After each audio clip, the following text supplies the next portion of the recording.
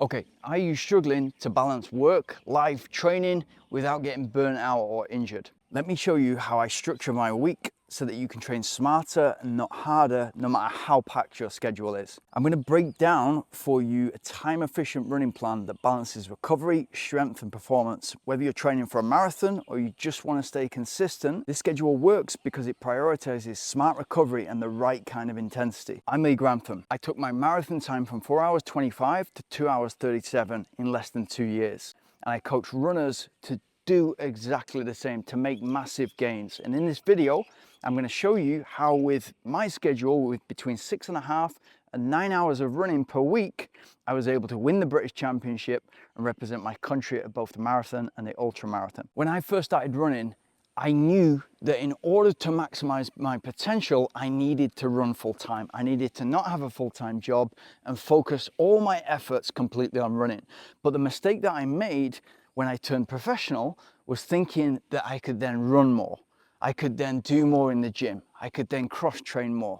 When in actual fact, what I got back and what a professional athlete gets is recovery time. Once I understood how to allocate my time for running, for cycling, for cross training, strength training, and the recovery, my time's exploded. And these methods you can implement to your training week too. Number one, prioritizing recovery. It sounds so simple, but we've got this thinking that if you're in a marathon build-up, you should always be tired, you should always be fatigued. It's just not the case. If you begin to prioritize recovery and accelerate in that recovery with recovery runs and easy runs, you're basically piecing together big interval session for me on a Wednesday and a specific long run on a Sunday. And it's getting to those 2 days and getting as most out of those days as you possibly can. The only way to do that is to be a good recoverer. The quicker that you give the level of respect it deserves to that part of your game, the recovery, the faster you're going to be in your training sessions. A lot of runners want to run as fast as they possibly can in an interval day, and they want to hit their splits in a long run. Completely get that, but the way that you really move those two forward is by being fresh enough to really hit it on those 2 days. Number two, balancing work and life. And for me, if family was added to that, it's obviously the three: work, life and family. If you have an interval session day and you want to get as most out of that as possible, and you want to get a 9 out of 10 or a 10 out of 10, as I speak to with my runners, that's not possible if you've had 2 nights bad sleep because the child was sick, or because you've got a massive project on at the moment that needs getting over the line, and so your stress levels are up.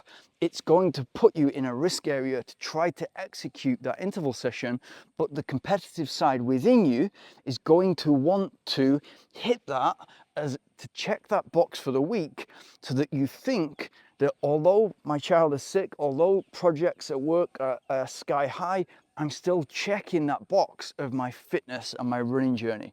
It's a mistake to think that way, and it's a mistake to think that your whatever else is going on in your life is not impacting your training.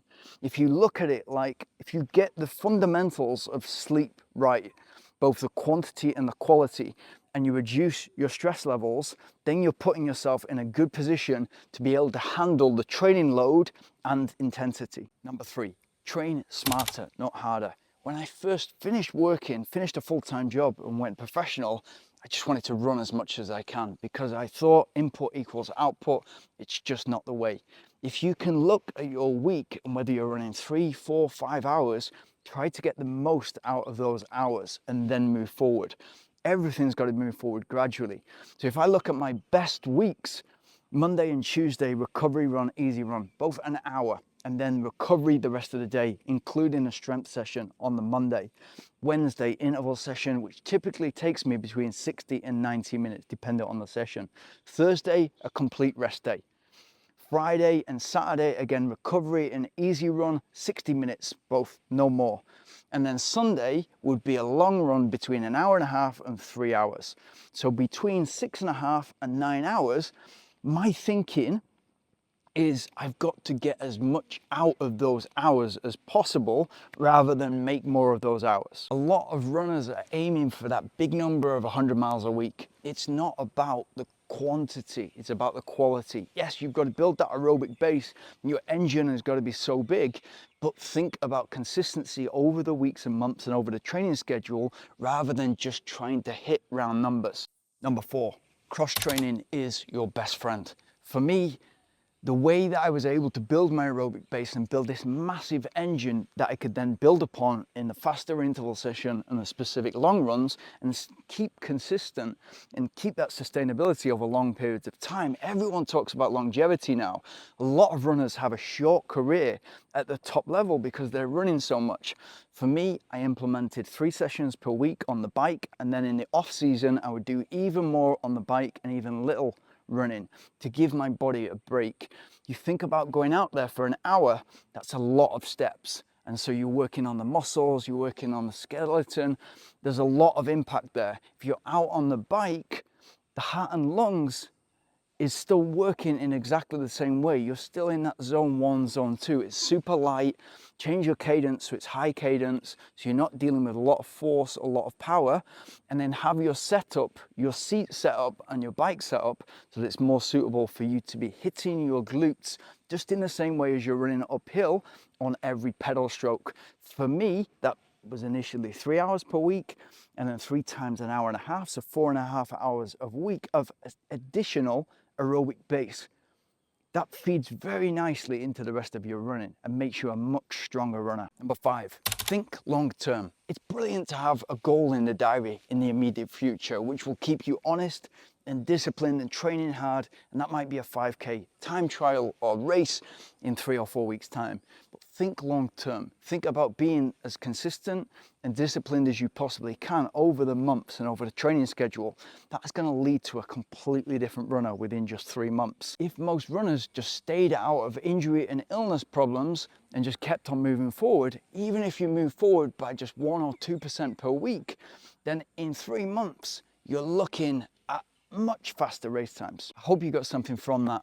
And if I could say one more thing, we often hear about chasing balance in life, and I think it's a myth. I think at certain times in your life, things become more important, and that might be the week, by the month, or by the training schedule, or the year.